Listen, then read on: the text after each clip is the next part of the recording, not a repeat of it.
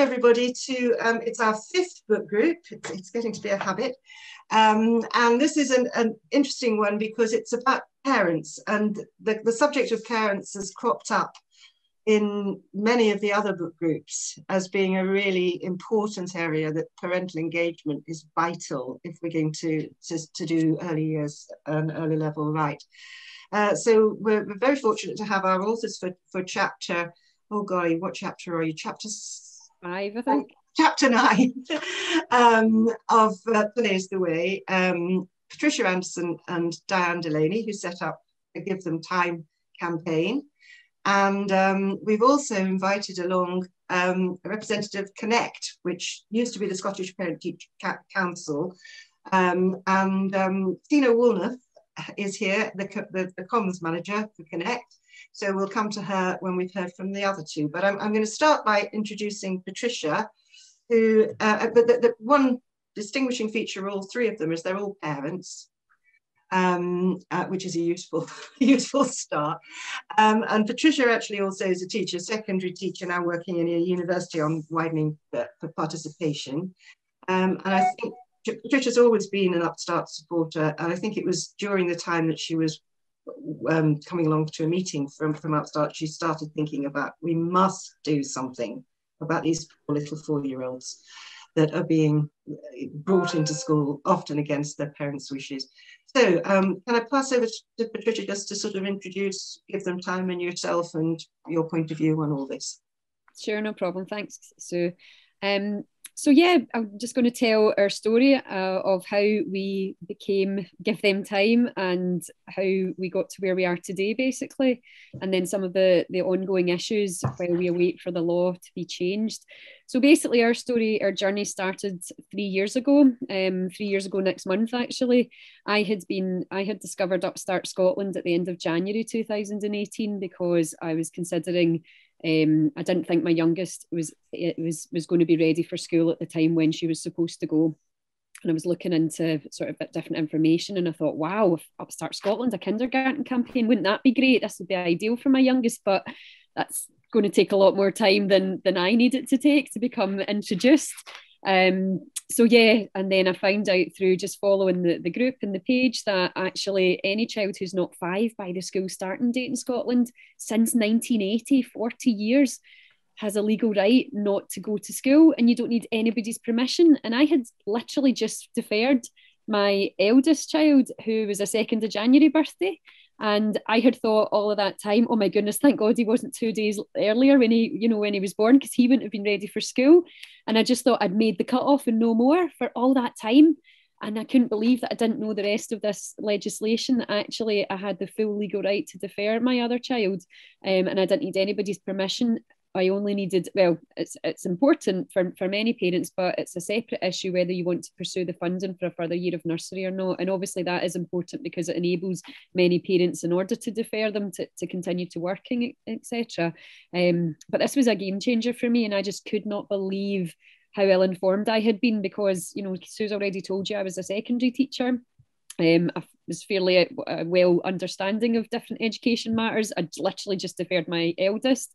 So I thought, I can't be the only one. And reading the posts in Upstart Scotland, I realised that I wasn't the only one. And actually there was a lot of well-meaning contributors and people posting on that page, but they were posting misinformation. Some would say that no, it is only January, February borns, or it's from September onwards, when actually it's from the day after the school start date in your local authority area. But there was all this, real mix of opinions, or what people thought was the truth, that they were trying to help people and that they were still misinformed. So that's when I realised that actually there needs to be something separate from Upstart Scotland. Clearly there's an alignment with many of the issues, but there needs to be a one-stop place where people can go to find out exactly what their right is in terms of deferring their child.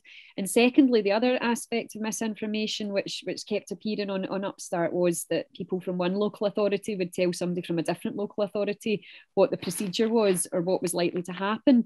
And again, completely well-meaning but misinformed, because every single local authority area, it was up to them how they decided to manage this process of parents applying for the further year of nursery funding.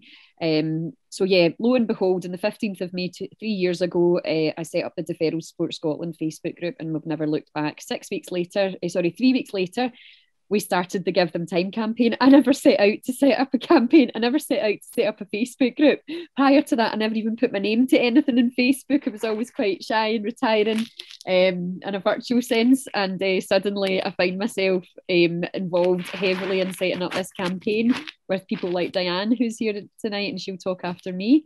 Basically what we did was we asked for people who we publicised in Upstart Scotland. That's how we got our membership. And I couldn't believe how many people joined very quickly, because I thought it would be a subsequent process as people decided to look into deferral that they might join as the months ahead. But no, we got an influx of people. I asked people to complete a questionnaire because the stories they were telling were so kind of unfathomable. I couldn't believe what I was hearing, that people had, been almost misinformed by the people who they thought should actually know, whether it be nursery staff, teachers, council employees, council websites. There was a whole host of what seemed to be misinformation out there. So we wanted to collate a bigger picture. And once we did that, from people's experiences, we decided that our campaign would focus on 3 things. We wanted greater transparency and the rights of parents to defer children, greater consistency across the country, because some people were automatically granted that funding and others, had to go through all sets of hoops for it. And thirdly, transparent, consistent, Diane, child-centred, yeah. Because often the child didn't seem to be at the centre of a decision. We wondered, is this a cost decision by councils under another name? Is it, something, is it a decision that they don't believe that that's an important thing, without looking at the individual child and their circumstances, etc. So yeah, that's what we started out with. And the Give Them Time campaign was born in June 2018, although we didn't have our official opening till November. So our process was, the first thing we did was to send freedom of information requests, because we realised that, we've got a lot of anecdotal descriptions here, but we need hard facts. And the best way to get that was to get the data from councils themselves.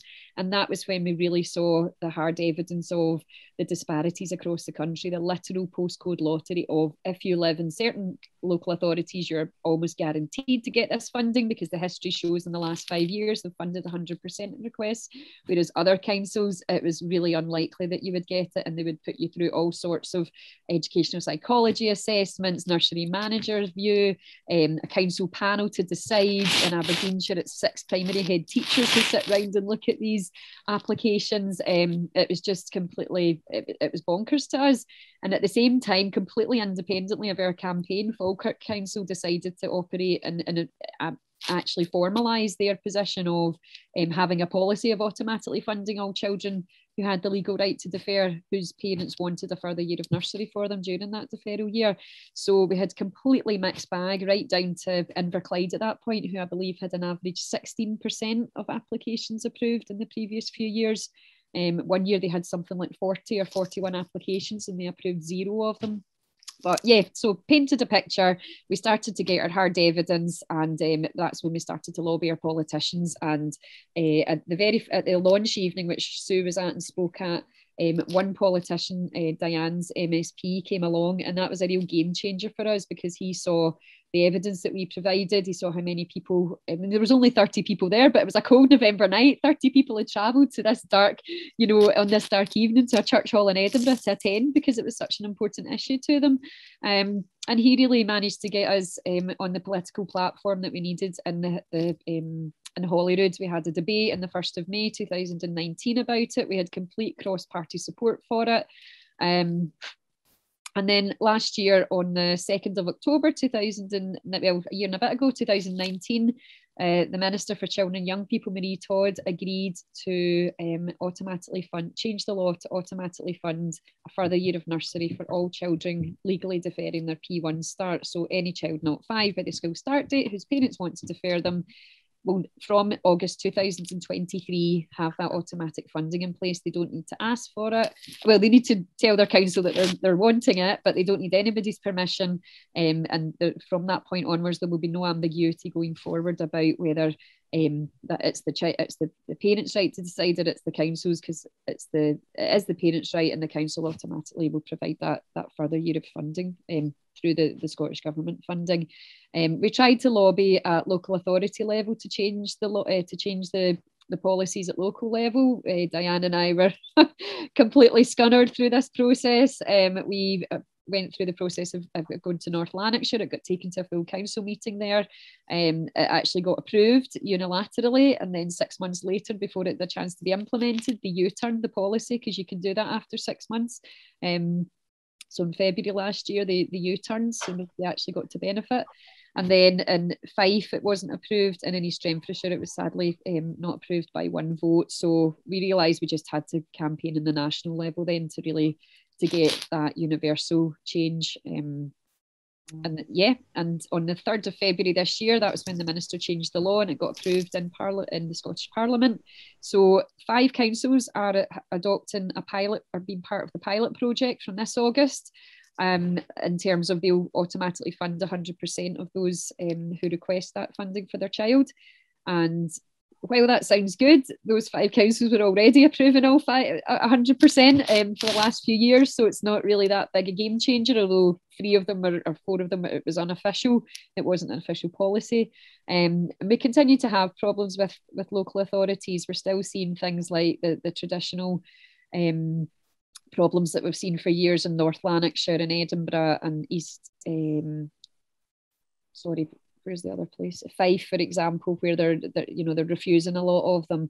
We're also seeing in Fife a continuation of their strict policy of not being able to apply for the funding for a continued nursery year in a private nursery. So what if your child's gone to that private nursery for 4 years and you don't want to move them?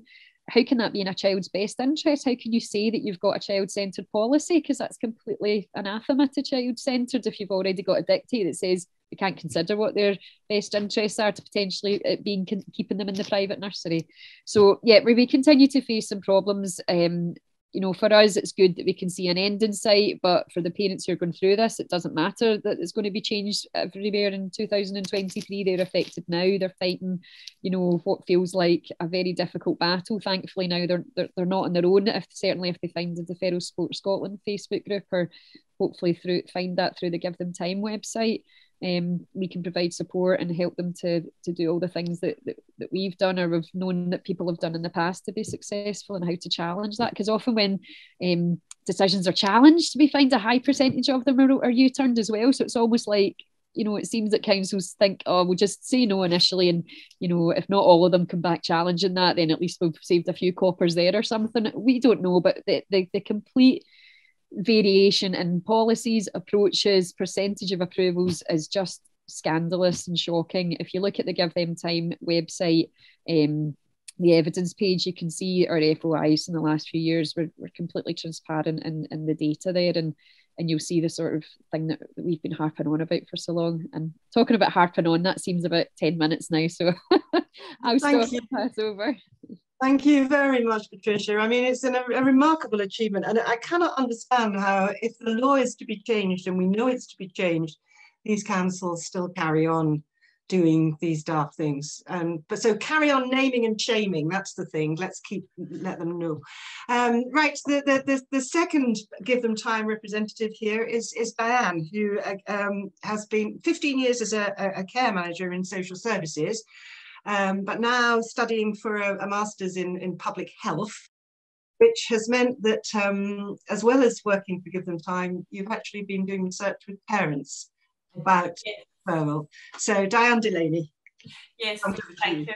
Yeah, and I suppose what I'll do is I'll bring my perspective as a Give Them Time campaigner, a parent, and bring in some of the research that I found from the project that I engaged in for my Masters in Masters in Public Health dissertation. I had interviewed parents to ask them about their experiences of sending their child to school at 4 years old. And this was in the context that the parent actually didn't want to send their child to school at 4 years old, that they were worried about it.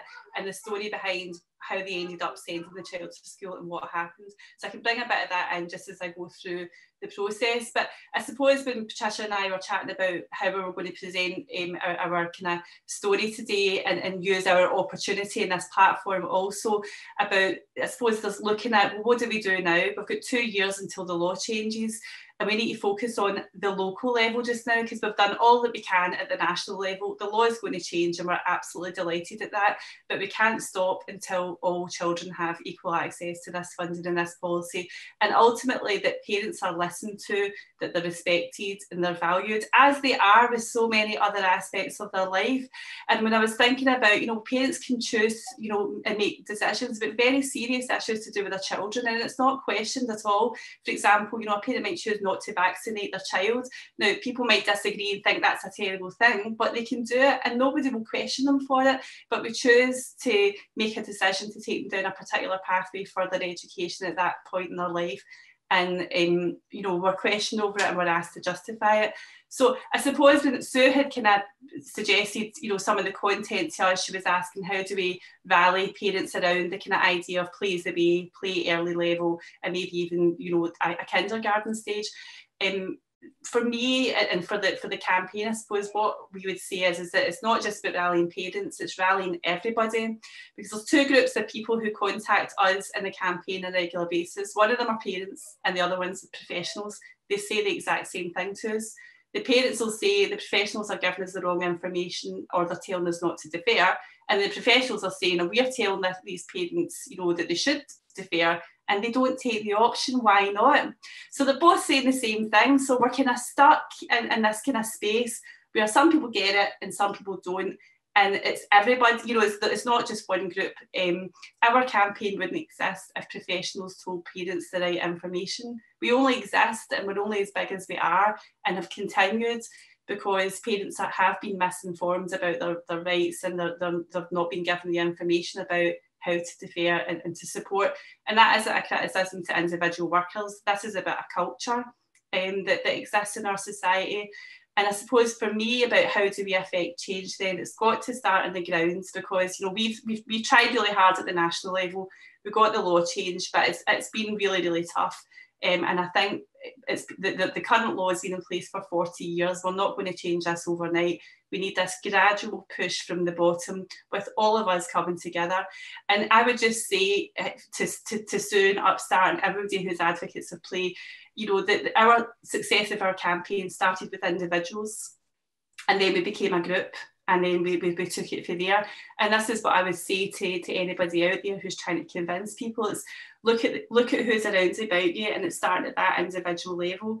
When I did my research and I spoke to parents, all the parents wanted to defer, but they didn't, because all the people around about them told them not to. They told them it wasn't good, that they were holding their kid back, that, you know, they were going to be left behind, that they were being silly, that they were being overprotective.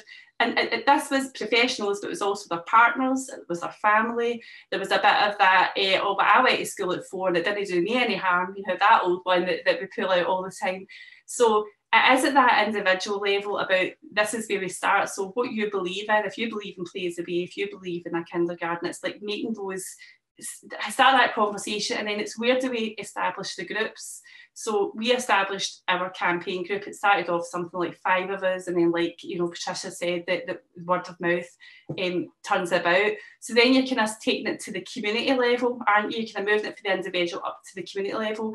And I suppose it's looking then for me about what are those structures in our communities that you can push forward to change this message. So local authorities is one, but that's difficult. Come to that in a minute. But there are organisation groups, there's community councils, there's parent councils, community groups, there's third sector organisations, there's other campaign groups. So it's like seeking out, you know, who are these people that you can pull together.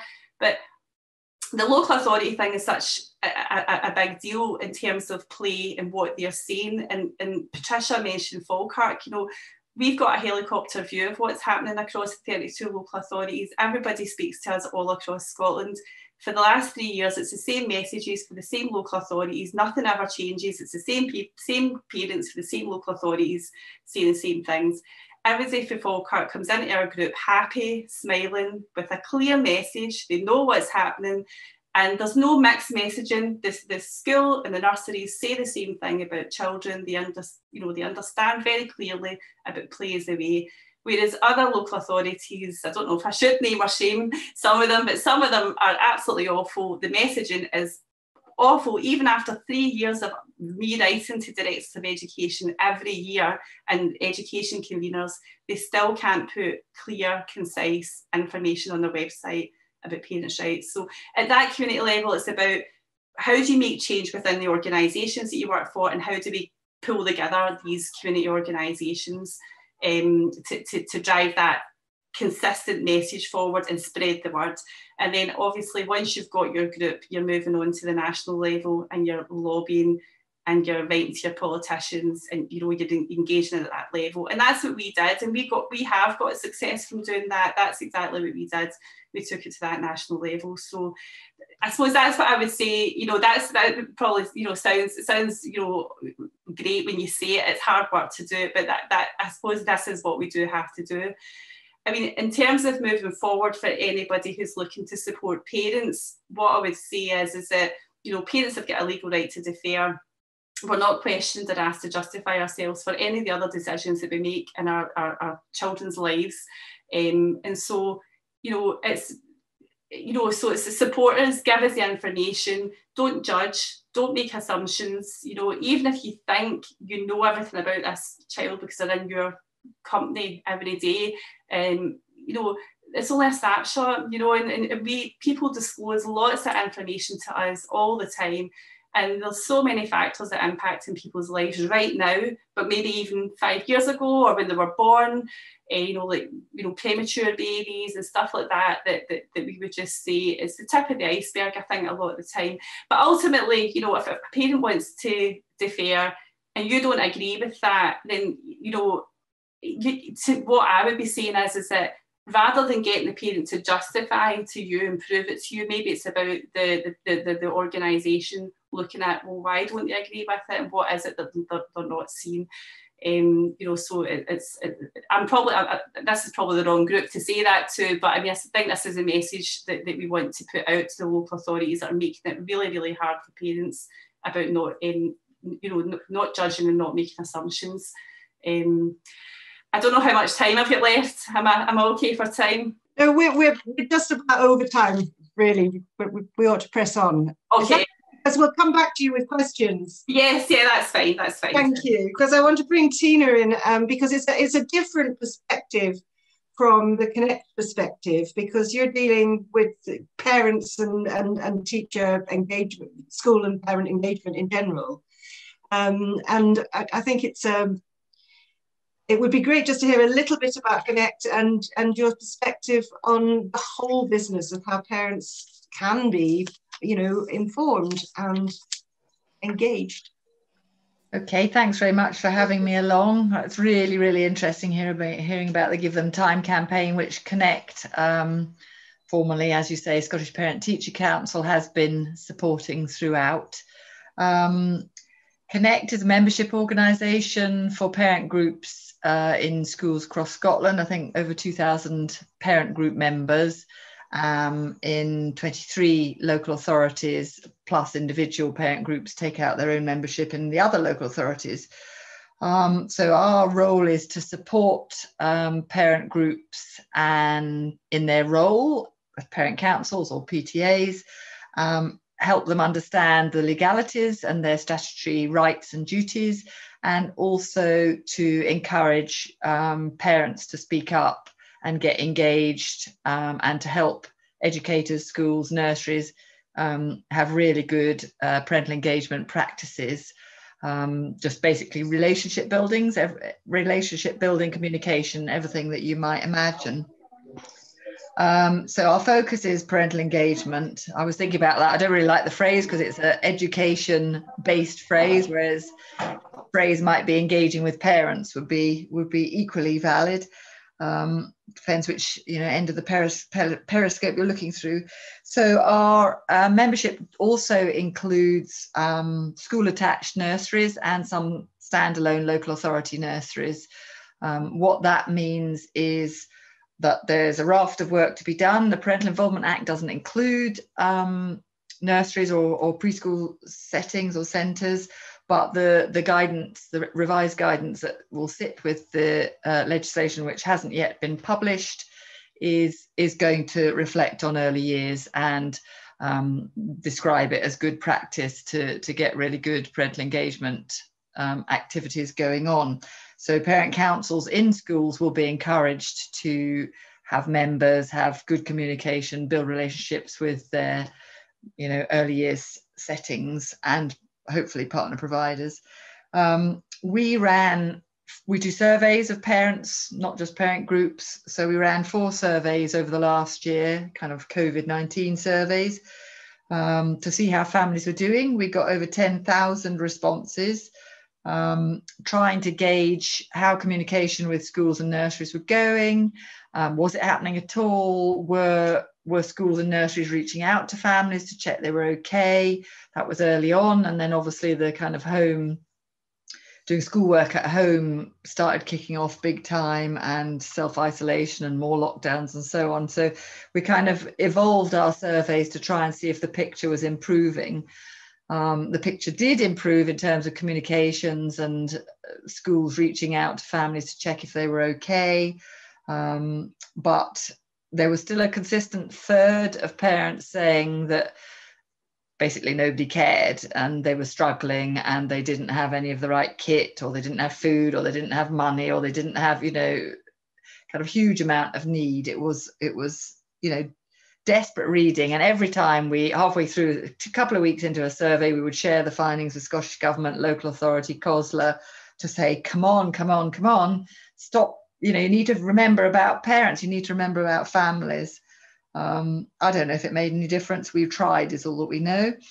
I think we also very much share much of the kind of upstart agenda about learning through play. We've opposed the Scottish, I never remember what it stands for, SNSAs, Scottish National Standardised Assessments in P1.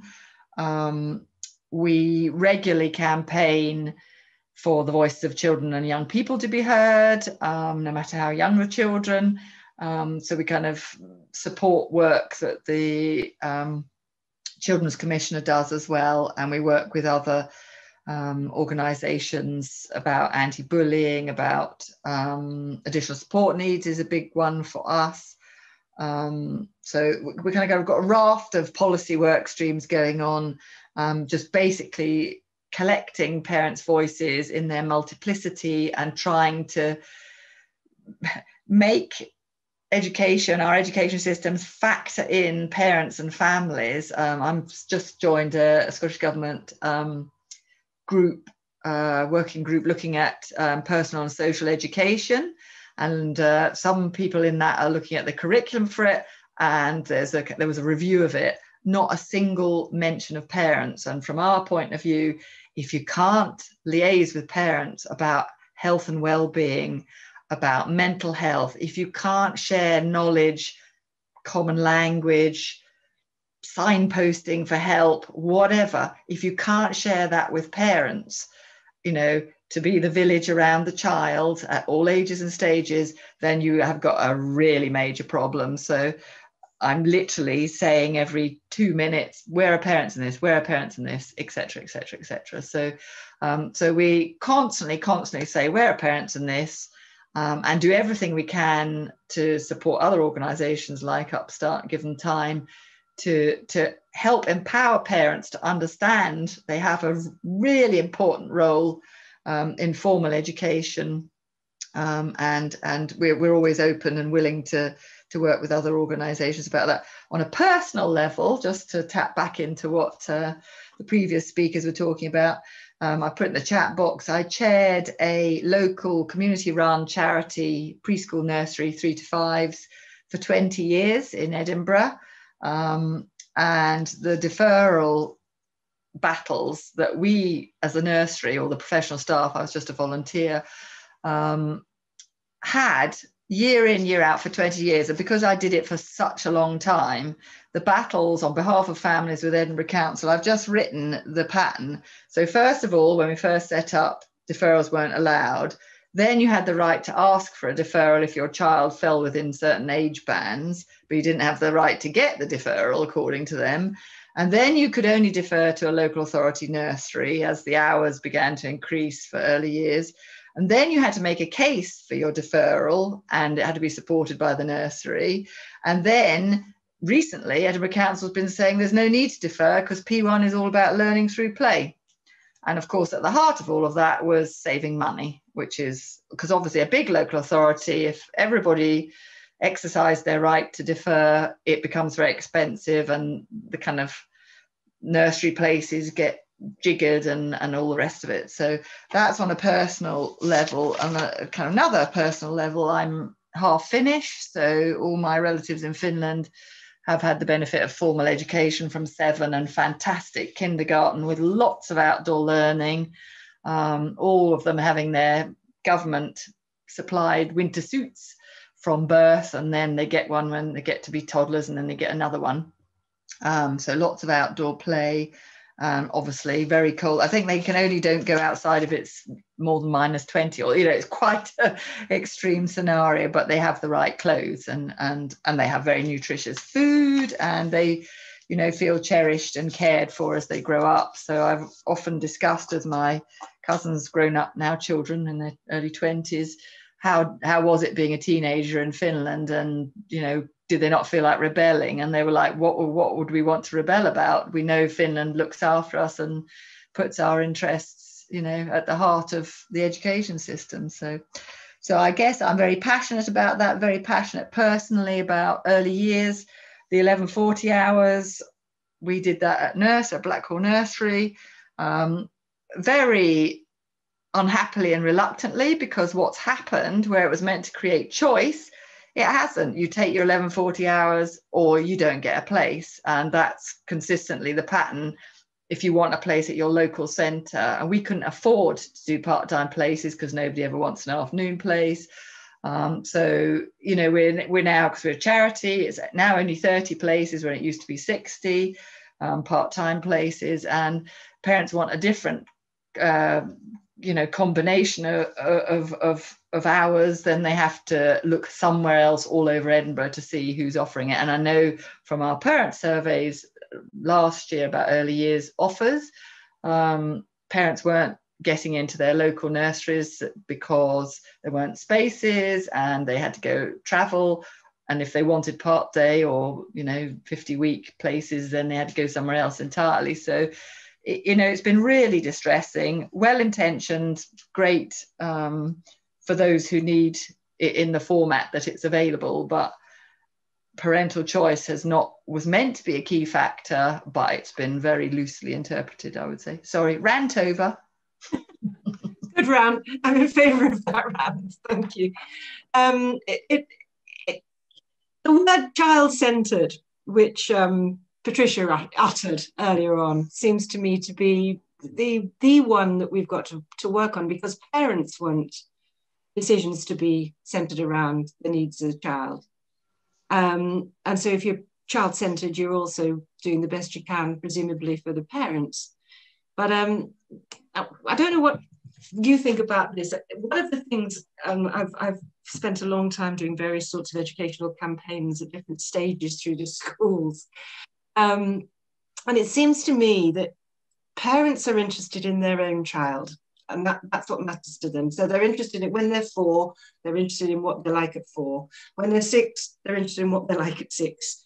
And it moves very quickly. So it's very difficult to sort of call lots and lots of people on board with a particular thing, because they've grown up and got bigger. If you're working from a sort of educational perspective or a developmental perspective, and you're concerned about all children, which is what all campaigns will be about. In terms of Diane and Patricia, I mean, you've been quite fortunate. It's all 4-year-olds that you were homing in quite a lot. But it seems to me that if we're talking about a kindergarten stage, we've got a pretty good block of age, because that 3 to 7 is a very distinctive phase in children's lives. So what I want to ask you is, do you think we can somehow find a way of getting the message out that what we want is a very different ethos in which those age groups are mixed, which is very, very different from a school environment. What do you think parents' reactions to that would be? Because that to me is the ideal. That's what we want. Vertical grouping, 3 to 7. Are you asking me, Sue? Anybody, I'm just asking. Go for it, Patricia. I think there's I mean, personally, I think that would be great. I think there's a lot of work to do to change that cultural view of that not being the norm. And why would you put a 3-year-old in with a 6-year-old? Surely you'll be holding the 6-year-olds back. But as you know, there's a lot of research out there that shows that the benefits of, inter-age mix and play, families did it, families continue to do it. And there's, Peter Gray writes a lot about it, and in Psychology Today and things. So yeah, I think it would be wonderful. I think there's so many benefits, but I think we've got a long way to go to. That's another hurdle after getting, the kind of attitude of holding them back challenged, and then that one. I'll let someone else give their view now. Anybody else, Dee? I would just add that, I was saying at the start, just before we come on, that we put a survey out to parents asking some of the questions around this sort of discussion. And I think through the course of the campaign, as well as the research work that I've done, is that the problem is that parents are scared, because they want the best for their child, like we're saying, this is all they want. They don't want them left behind, and I know we hate that language, but that's the language that's out there, so that's what we need to deal with. It's such a competitive world in academia, direct and indirectly, and also we're all followers, aren't we? We follow the norm, and it's all about group mentality, isn't it? So if everything in your neighbourhood and that circle and the people who you know are all going to school at 4, I've got this attitudes and beliefs. So I think it is really, really difficult. The parents that we asked to complete the survey about, some of the conversation about changing this, there was a real consistent message about the role of health visitors, and about the conversation starting really, really early on. And I think this has been a message that I think even for myself, I think when I spoke to the parents in my research, and they had older kids, and they were reflecting, like people in the chat group are now saying their kids are in secondary school and now they realise how difficult it is. We hear that so often about the children being in secondary school, and they wish that they'd done something different. So I think starting really, really early, so we don't get to that point about getting that message in. People were talking about TV programmes, adverts, media campaigns, where it's really that in depth. When you start a nursery, you get a pack, and it's all about, this is what you need to know about your child. So that was the sort of view of parents. Tina, any points? Yeah, if I could chip in, I guess it's this whole business about notions of formal education, isn't it? If you think about people's home lives and family lives, community lives, age groups mix together all the time, and parents take great pride in the fact that their 3-year-old, really looks up to their 6-year-old, the 6-year-old friend of daughter of their friend or whatever. So that becomes informal, and kids love it and parents love it, and there's no big deal about it. But then you start talking about these formal settings, and everyone reverts back to what they know and what they understand. And I think parents don't have huge confidence for a whole raft of reasons, cultural reasons as well, that parenting isn't highly valued. Families aren't highly valued by our kind of post-Victorian society. And I think that they don't have the confidence to stick out from the crowd. And I think this business of child-centered learning, a child-centered education system, as a non-educator, I'm not a teacher, I'm not a nursery nurse and early years practitioner, I have never been able to understand why an education system would not be child-centered, because actually, what is it actually there for?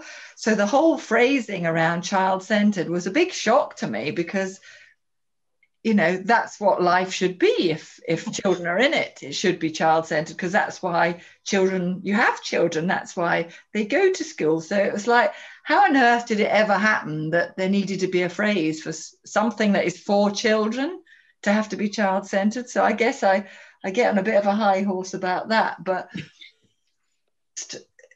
I just really can't understand why it is like that. And my daughter, she's eldest one, 27, she's just doing she's working in a special school just now, and she constantly, and she's been doing placements at other types of school just in the south of England, but she talks about the adult young person relationship and how the children she's worked in referral units, she's worked in special schools, but the children literally won't take any of the adult nonsense about hierarchies, rules, structures, uniforms. They'll have none of it. Now, those young people have had life experiences that one can't begin to imagine. So why should they take it from adults? But I'm always surprised that children who haven't had difficult experiences of adults take it from adults, because it's all made up. It's literally a framework that probably most of the adults operate within that kind of framework don't like either, because it's a pain in the ass to go on about uniform the whole time. Yeah, it was you saying the thing about their little all-in-one suits that they get given when they go to nursery in Finland. And my very first visit to Finland, I had this wonderful experience of I went quite early on in the term, and the 3-year-olds were still learning to get into that. They looked like salopettes to me. You know, they were allowed to go out anytime they wanted to, as long as they could get into this little suit.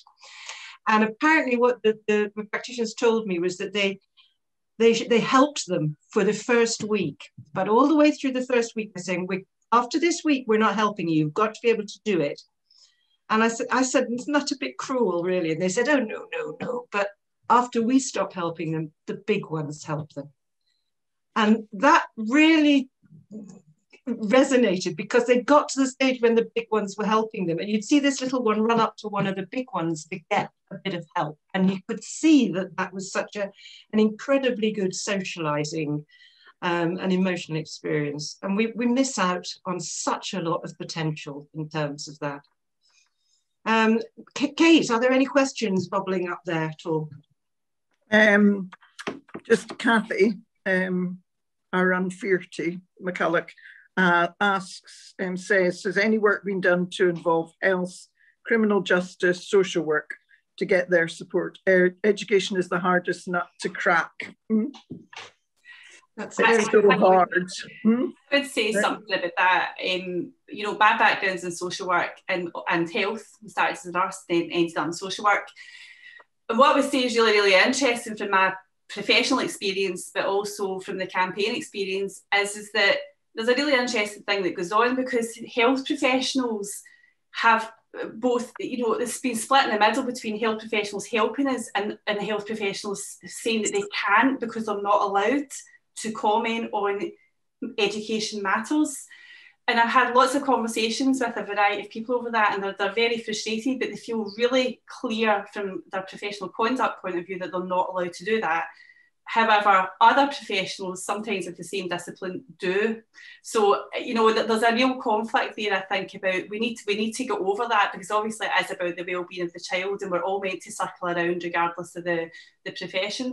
But what's interesting in social work is, and this is a frustration of mine, is that if a social worker says this is the best interest of the child, get them deferred, then the child will be deferred. You know, and there's that power and that, you know, that you know, that thing that's there, and I witnessed that myself when I was involved with families in previous work. You know, so that there's a bit of frustration there about that. It's like, you know, because we just need a fair system where, you know, we're all working together, professionals, you know, and that we can all speak out, whether you're a teacher and not being gagged, because we know that happens as well, that teachers are not allowed to say that it's best for a child to be deferred.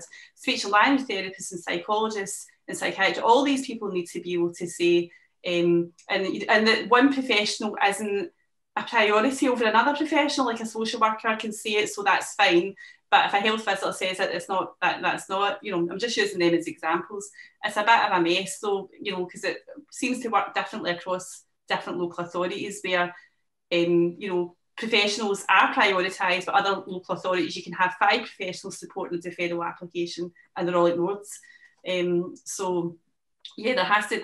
There's definitely more work to be done there about how we allow professionals to speak in the best interest of the child, and they can't be gagged over that. And it's like how, you know, that role that professionals have, like somehow a social worker can say, yeah, the child should be deferred, and like that, the child is deferred, you know. Can I chip in again, Sue? Sorry, Tina Yes, again. sorry. It's just to say that we having seen all these survey findings, and parents have really kindly and bravely shared their experiences over the last year, that we're kind of really campaigning with a pledge that anyone can sign up to take a whole school community approach, which really means that while schools, I think, still believe they own the space, they actually really need to get stuck in to bring everybody. And lots of schools do amazing things. And kind of, if you take a school community approach rather than a school approach, or, you know, a partner approach, if you bring everybody in together, and parent councils have a role to play in that, and just to see what's needed in the community. And I guess this came from seeing some of the amazing things that school communities had done, some initiated by staff during kind of last year, some initiated by parent groups, where they were doing everything, as I'm sure you're aware, from, you know, delivering meals to families, to delivering kind of learning packs, to repurposing computers, and voluntary sector organisations were doing that, I know, in North Edinburgh. And, you know, people can do amazing things when they all pull together and there isn't a hierarchy. It's just focused on what do people need, what can we do to help provide whatever it is we need.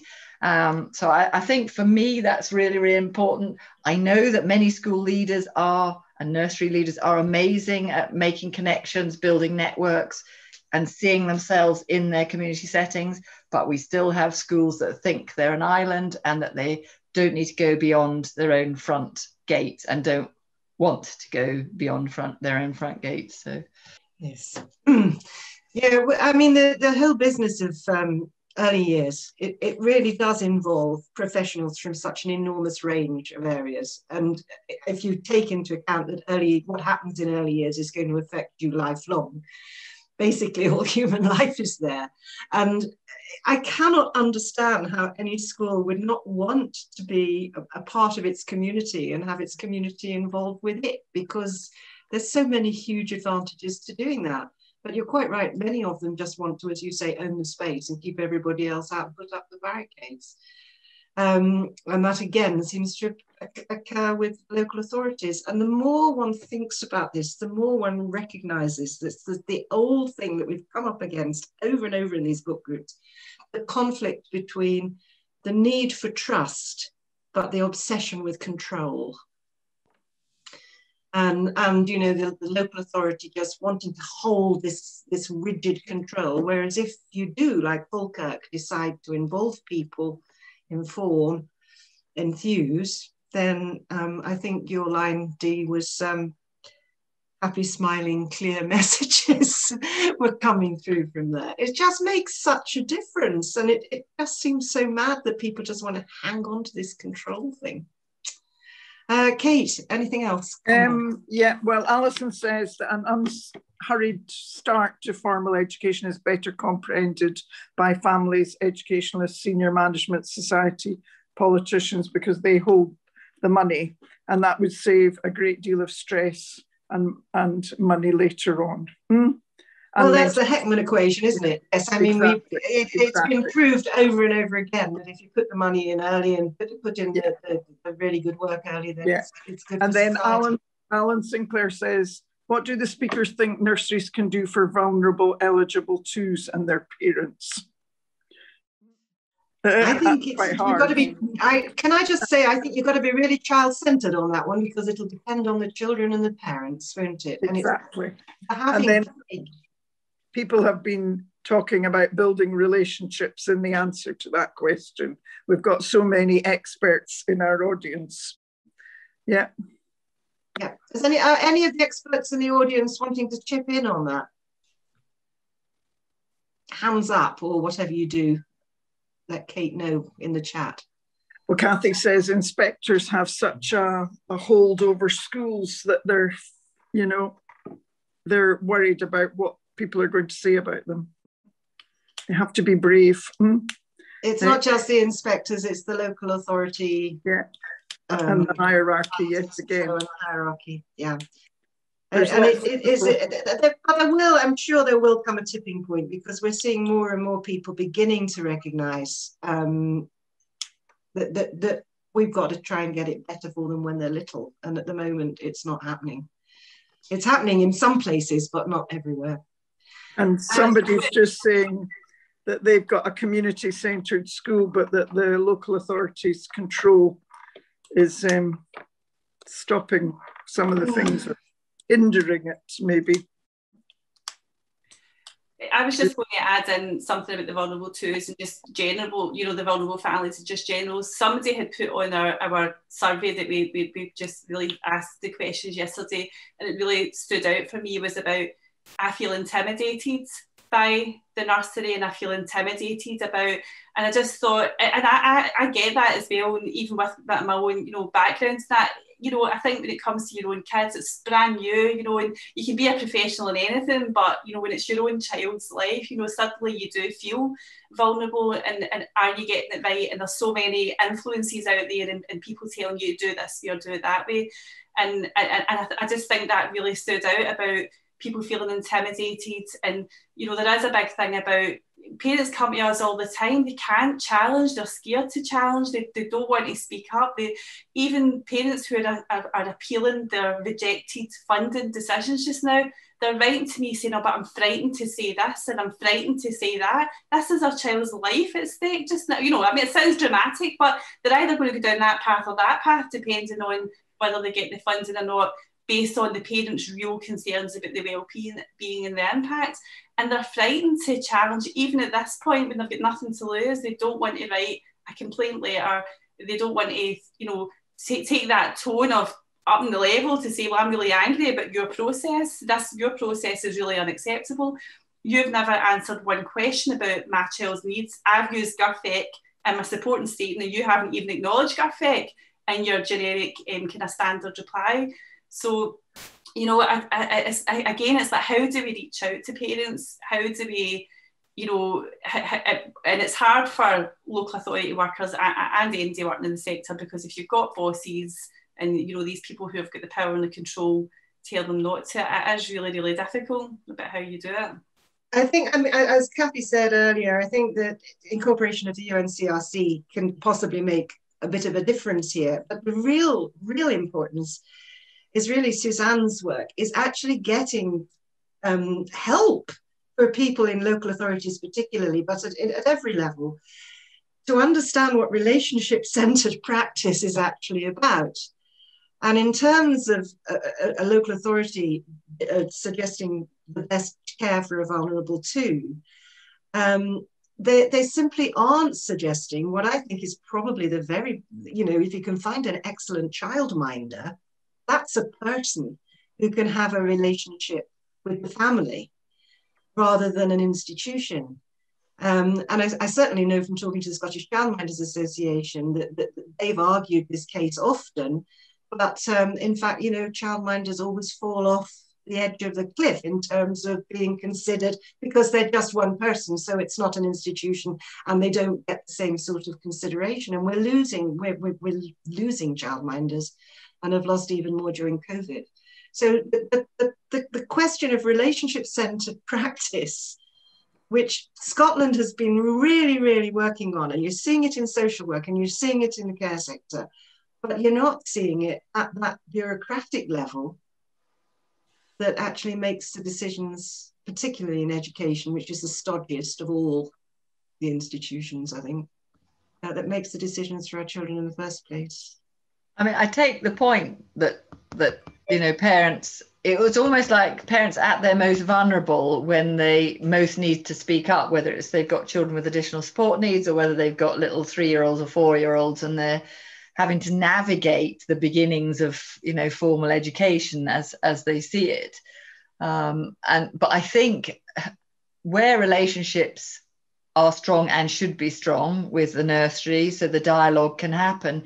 They shouldn't feel afraid to have those conversations, because they should already have been having conversations all the way through the year before the point where they actually have to discuss deferral, because it's a gradual conversation that can happen. And I know that local authority nursery staff are quite often, shall we say, pressured, shall we say, get research presentations that there's no need for deferral, blah, blah, blah, all sorts of dodgy research I saw shared, or twisted, shall we say.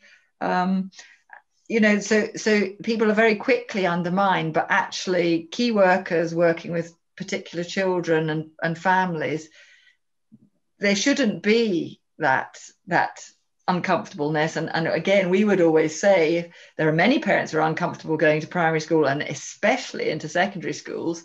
The schools and the school staff, perhaps not always teachers, need to go where the families are. They need to go out to where families are comfortable, and then, or have very specific practices where parents and families are invited into a space on their own terms, perhaps with their child guiding them in, you know, showing them the work. I know COVID-19 makes that all difficult, but it doesn't, you can do it outside. You know, there are other ways to make stepping over the threshold less difficult.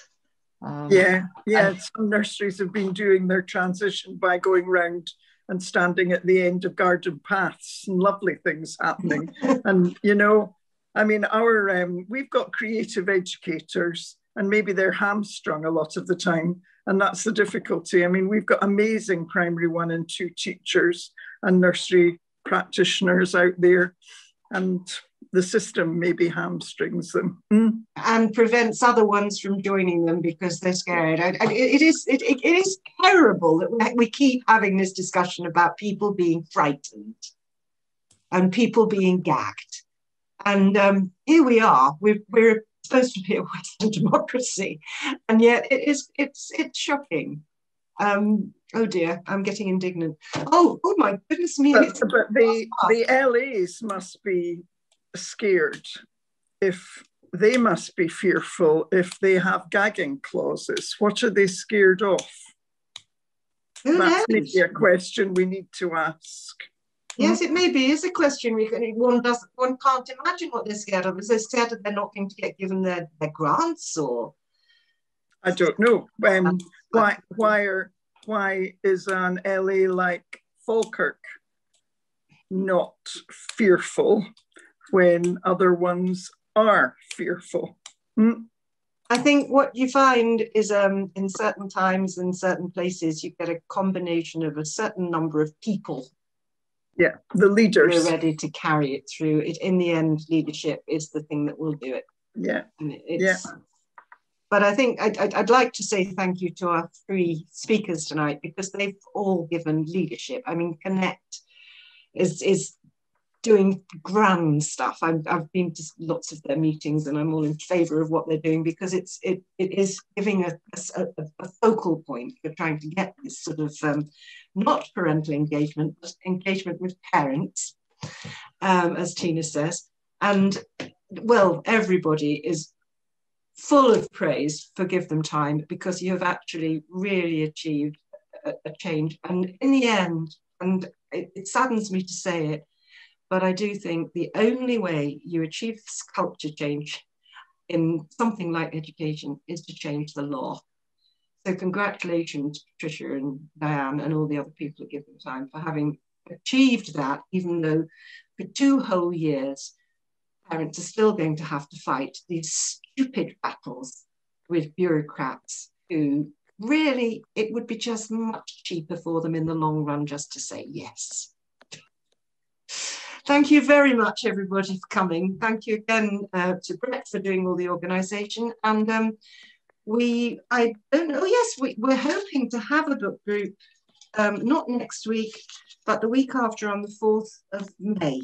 So that's going to be a sort of special one, which I shall start advertising soon. what I do hope people can do is turn up to our hustings, all being well, on Saturday, which Kate has organised, and it's looking very grand, and we've got representatives from all the main political parties. Please turn up and ask them your questions. And in the meantime, thanks for being here tonight, and good night.